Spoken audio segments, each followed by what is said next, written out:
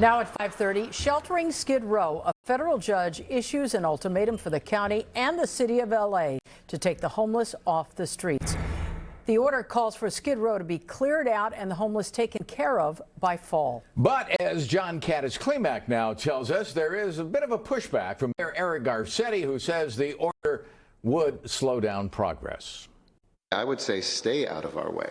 LA Mayor Eric Garcetti reacting to a federal judge's move to potentially put a wrench in his recent billion-dollar fund for homelessness. People are not interested in testosterone matches. I think they're interested in that money hitting the ground and making a difference. It comes after U.S. District Court Judge David Carter, who's been overseeing a case brought by homeless advocates, approved an injunction that could forever disband what is now Skid Row and force that $1 billion into an escrow account for collateral.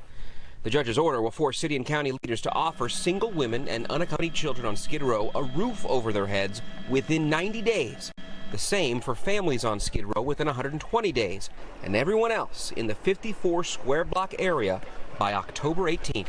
We've committed a record amount that is almost 100 times more than when I started here 8 years ago to combat homelessness. Mayor Garcetti, people are dying on the street. But critics say all the money city and county leaders have been using isn't creating any changes on the streets. In fact, the homeless crisis, they say, has worsened.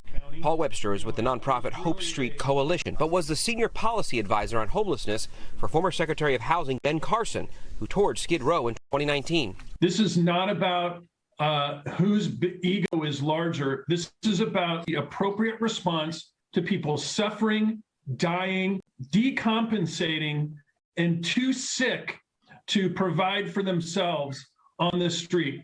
Webster says this court battle demonstrates the housing first model is a failure and that a focus on addiction and mental health should be paramount. One of the biggest limitations that is going right now in our fight against homelessness is the narrative that housing solves homelessness. And we know that's not true. We know that when you look at Skid Row and you see the destitution, the addiction, the mental illness that requires treatment in addition to housing. Both city and county leaders say they're considering an appeal to the judge's order. From Skid Row, Cádiz Klemack, NBC4 News.